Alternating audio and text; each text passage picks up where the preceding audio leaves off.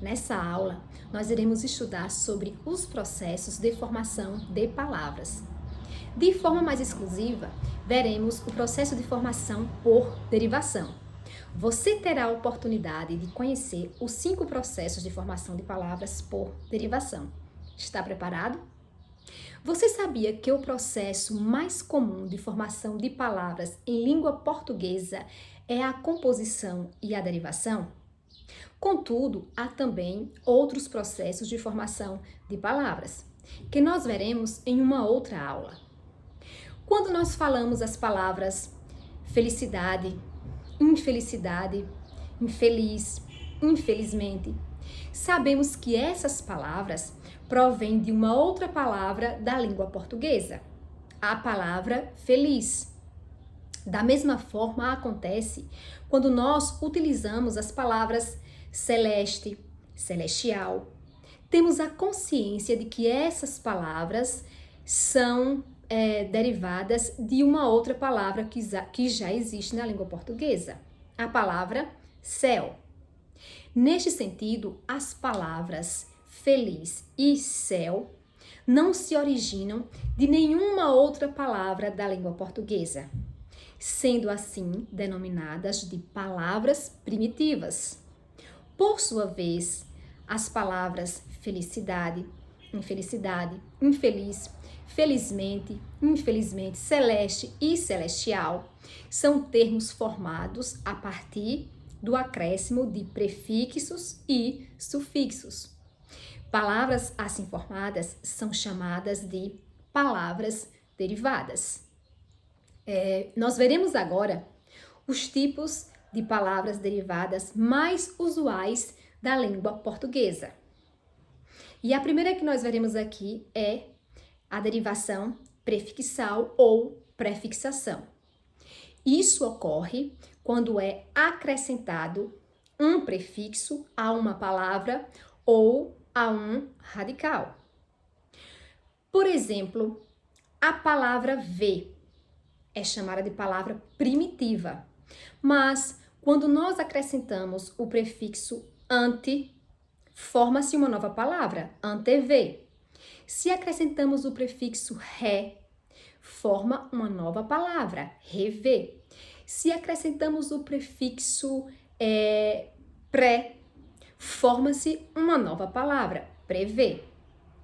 Da mesma forma, acontece com a palavra primitiva ácido. Se nós acrescentamos o prefixo ante, forma-se uma nova palavra, antiácido. Se acrescentamos o prefixo hiper, forma-se uma nova palavra, hiperácido. Há prefixos que são homófonos, ou seja, apresentam o mesmo som, mas um sentido diferente. É o caso, por exemplo, do prefixo ré. Ré pode existir com a ideia de repetição, como nas palavras reler e refazer. Ré pode existir com a ideia de movimento para trás, como é possível perceber nas palavras regressar e recolher. E ré também existe com a ideia de movimento contrário, como fica perceptível nas palavras reagir e rebater. Essa mesma situação ocorre com o prefixo in. Há o prefixo in com a ideia de negação, como percebemos na palavra ingrato e infeliz. Mas também há o prefixo in com a ideia de movimento para dentro, como nós percebemos nas palavras ingerir e introduzir. Observe que não há regularidade na junção de alguns prefixos aos termos primitivos. Por exemplo, os prefixos in e des, ambos significam negação. Apesar de possuírem o mesmo sentido, algumas palavras não aceitam um prefixo e outras palavras não aceitam o outro. Podemos citar como exemplo a palavra infeliz. Não existe o termo desinfeliz. Outro exemplo é a palavra desestimular. Não existe o termo inestimular.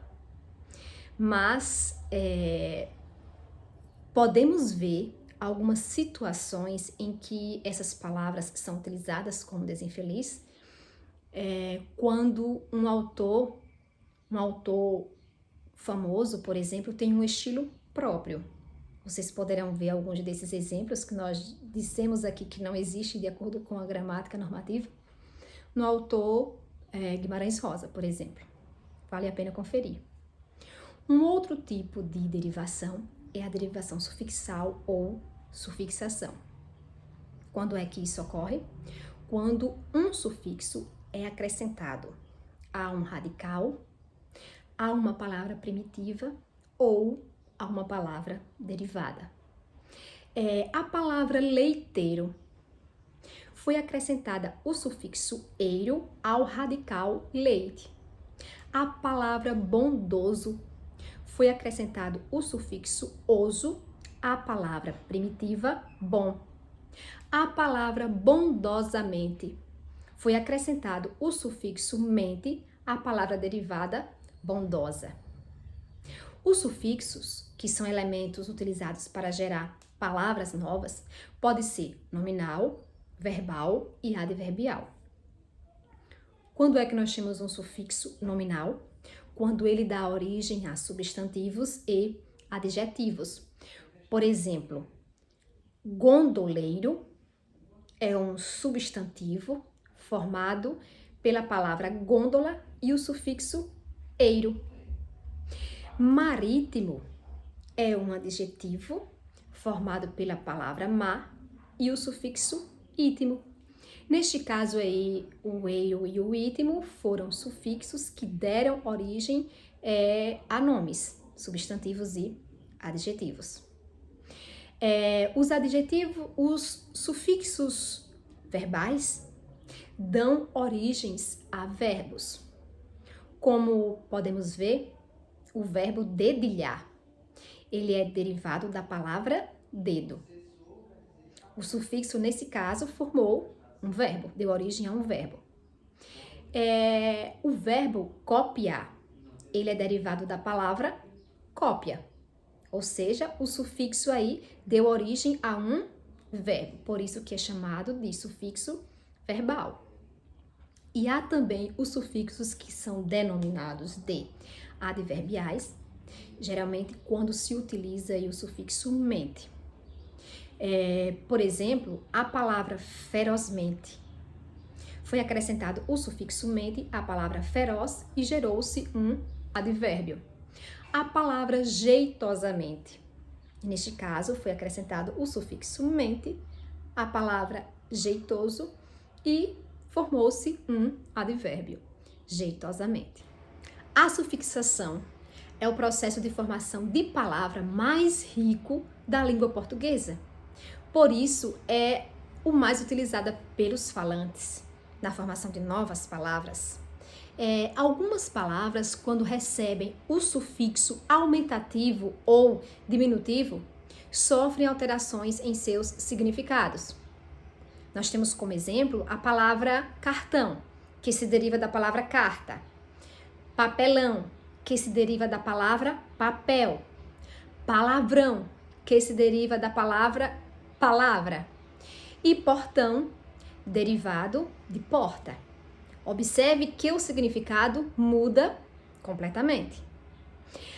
Um outro tipo de derivação é a parassíntese ou derivação parassintética.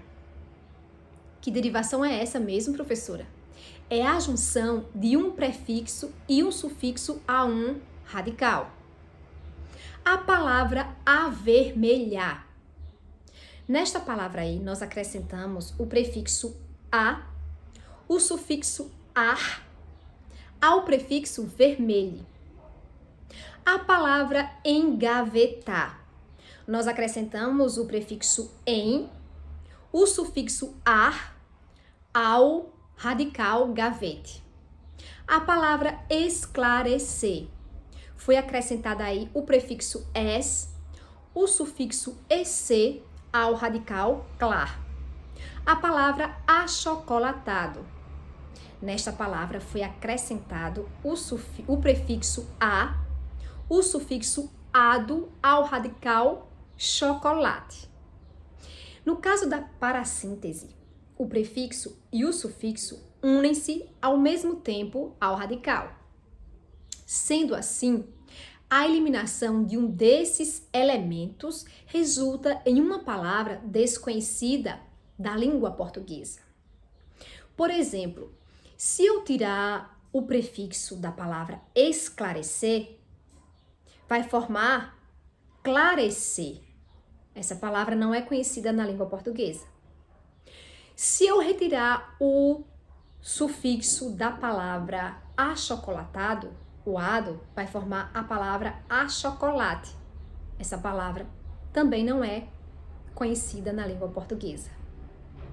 Esse tipo de formação de palavras é responsável pela formação de muitos verbos, como os verbos emudecer e anoitecer. No entanto, são raros os substantivos e adjetivos que resultam dessa formação. Nós temos aí subterrâneo e conterrâneo, que é uma derivação parassintética, são derivados da palavra terra, e temos desalmado, que é derivado da palavra alma. Um outro tipo de derivação é a derivação regressiva. Isso ocorre quando a palavra derivada é menor do que a palavra primitiva. A palavra jogo é derivada da palavra jogar. Busca deriva-se de buscar. Luta deriva-se de lutar. Choro deriva-se de chorar. E resgate é derivado de resgatar. Vejam que as palavras derivadas aqui, a elas não foram acrescentadas nenhum elemento. Pelo contrário, foi eliminado um elemento. E nestes exemplos citados, foi eliminado a letra R. Esse tipo de derivação é comum na formação de substantivos a partir dos verbos. Os substantivos são chamados de deverbais ou pós-verbais. Em alguns casos, o radical sofre alterações gráficas, como nas palavras batuque, que é derivada de batucar, destaque, de destacar, e ataque, de atacar. Veja que a palavra primitiva, o car da palavra primitiva, sofreu alteração para o que na palavra derivada. Essas palavras que eu acabei de citar não perderam nenhum elemento. Os elementos foram transformados, foram modificados, mas elas mantiveram a mesma quantidade de letras. No estágio atual da língua portuguesa, é frequente a criação de deverbais terminadas em O, principalmente na modalidade informal da língua. Como, por exemplo, agito, que é derivado de agitar, badalo, de badalar, amasso, de amassar, vacilo, de vacilar e sufoco, que é derivado do verbo sufocar. Na correspondência verbo-substantivo, em caso de derivação regressiva, às vezes fica um pouco difícil saber se o substantivo é a palavra primitiva ou derivada. Os gramáticos sugerem um critério para que seja possível resolver esse problema. Se o substantivo é abstrato ou expressa ação, ele é considerado a palavra derivada, como os substantivos briga, grito e ataque. Neste exemplo, briga, grito e ataque são palavras derivadas dos verbos brigar, gritar e atacar. Mas, se o substantivo é concreto, ele é considerado a palavra primitiva, como nos exemplos planta, âncora e escova. Veja que são substantivos concretos. Neste caso, são considerados primitivos e deram origem aos verbos plantar, ancorar e escovar. Um outro tipo de derivação e, para a alegria de vocês, a última, é a derivação imprópria ou conversão. Neste caso, o processo de passar uma palavra de uma classe gramatical para outra. Quando ocorre esse processo, essa mudança, nós chamamos de derivação imprópria. Essa mudança pode ser de substantivo para adjetivo. No exemplo, eu gosto de usar um lenço vinho no pescoço. Observe que a palavra vinho, primitiva, tem a função de substantivo. Mas no exemplo que eu utilizei, está funcionando como adjetivo, pois está caracterizando o lenço que eu gosto de usar no pescoço. Mas essa mudança pode ocorrer também de adjetivo a advérbio, como no exemplo, caminhava forte pelo interior da casa. O forte aí, em seu sentido primitivo, é um adjetivo, mas no exemplo citado está modificando o sentido do verbo caminhava, ou seja, funciona como advérbio. Um outro exemplo também que pode ocorrer é de partícula verbal a adjetivo. Se eu digo, meu pai é um indivíduo muito lido, neste exemplo aí, o particípio verbal lido transformou-se em um adjetivo. Meu pai é um indivíduo tão lido. Mas pode ocorrer também de substantivo, de adjetivo, de verbo a interjeição. Bravo, silêncio, viva. Neste exemplo, silêncio, quando acompanhado de interjeição, né, é um substantivo que transformou-se em interjeição. Aliás, silêncio quando acompanhado da exclamação. É um substantivo que transforma-se em interjeição. Bravo é um adjetivo que, acompanhado da exclamação, transforma-se em uma interjeição. E viva é um verbo que, acompanhado da exclamação, transforma-se em uma interjeição. Ou seja, ganha um novo significado gramatical, né? Um novo sentido. A derivação imprópria também ocorre nos seguintes casos: a transformação de um substantivo próprio em comum, como a palavra Damasco, a palavra primitiva é uma cidade, e deu origem à palavra Damasco, ao substantivo comum Damasco, que é um tipo de tecido. A transformação de um substantivo comum em próprio. No caso, agora, o inverso. O substantivo comum, oliveira, e aí você sabe que oliveira é uma espécie de planta, deu origem ao substantivo próprio, oliveira, que é um sobrenome muito comum em nosso país. É um sobrenome muito comum, mas oliveira é um substantivo próprio. Não vamos confundir aqui, né? Bons estudos, boas pesquisas e vamos treinar. Um abraço.